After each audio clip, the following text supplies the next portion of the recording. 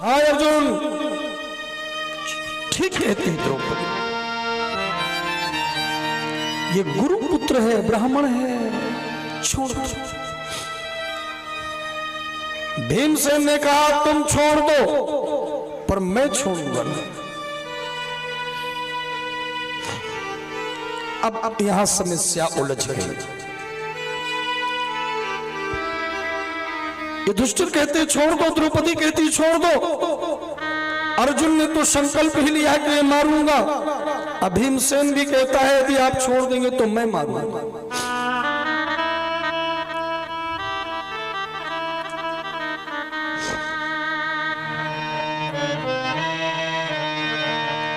अर्जुन ने देखा मंद मंद मुस्कान, तिरछी तकान, अधरों पर मुरली की निशान, मेरे श्याम सुंदर खड़े हैं। अर्जुन ने कहा आप क्यों नहीं कुछ बोलते हैं?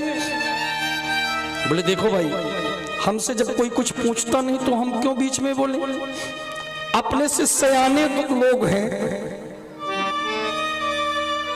बड़े भैया, अब उनके सामने हम क्या बोले? क्या हम उनसे अधिक समझदार हैं? बोले वाह, अरे अब बताइए, समस्या उलझ गई, क्या करें? बोले देखो भाई, हम तो वही बोलेंगे जो शास्त्र कहता है। तो बोले अच्छा महाराज, आपका शास्त्र क्या कहता है? भगवान क्या कहते हैं कि ब्रह्मबंधुर्न हंतव्य आतताई बधर्हणः, ब्रह्मबंधुर्न हंतव्य आतताई बधर्हणः। क्या? बोले ब्राह्मण को कभी मारना नहीं चाहिए।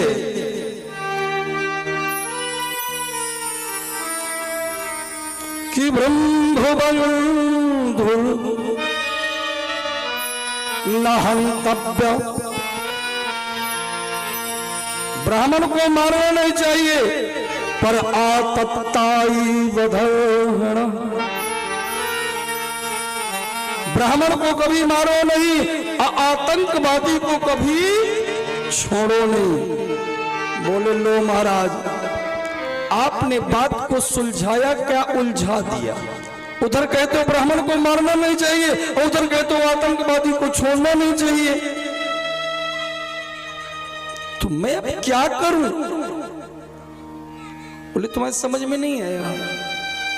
बोले हम यही तो कह रहे हैं कि ब्राह्मण को जान से कभी मारना नहीं चाहिए, आतंकवादी को छोड़ना नहीं चाहिए। तो बोले महाराज ये तो ब्राह्मण है।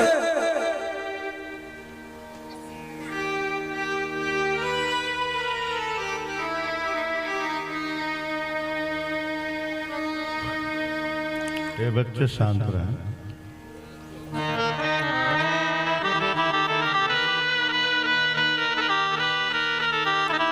महाराज भगवान कृष्ण ने कहा अर्जुन इधर आओ, मैं तुम्हारा कभी सारथी हूं तो कभी मैं तुम्हारा दूत हूं, संदेश वाहक हूं, कभी मैं तुम्हारा सखा हूं, तो कभी मैं तुम्हारे हमारे रिश्ते भाई भाई के हैं,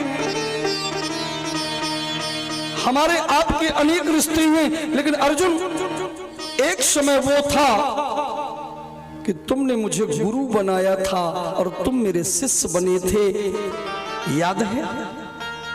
जब मैंने महाभारत का युद्ध शुरू हुआ और तुम्हें मैंने उपदेश दिया, किसका? गीता उपदेश। तो कब दिया? जब तुमने शिष्यता स्वीकार किया, मुझे गुरु माना, तो मैंने तुम्हें वहां पर कहा, बोले धर्म क्षेत्र कुरुक्षेत्र, इसलिए उसका नाम पड़ गया धर्म क्षेत्र कुरुक्षेत्र, क्योंकि लड़ाई की जगह कहीं धर्म की जगह नहीं होती है। लेकिन मैं उस युद्ध भूमि में और जो तुम्हारे जीवन में ज्ञान दिया, और वहां भी मैंने धर्म की स्थापना कर दिया। तो तुम मेरे शिष्य बने, मैंने तुमको कुछ उपदेश दिया। बोले हाँ महाराज। तो याद करो, क्योंकि गुरु तो मार्ग बताता है और उसका मनन चेला लोग करते रहते हैं जीवन भर। गुरु तो एक ही बार बताता है। अब सोचने लगे अर्जुन, हाँ याद आ गया,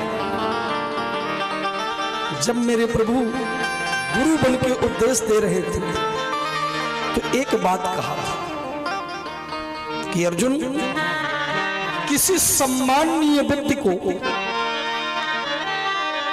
किसी कीर्तिमान व्यक्ति को समाज के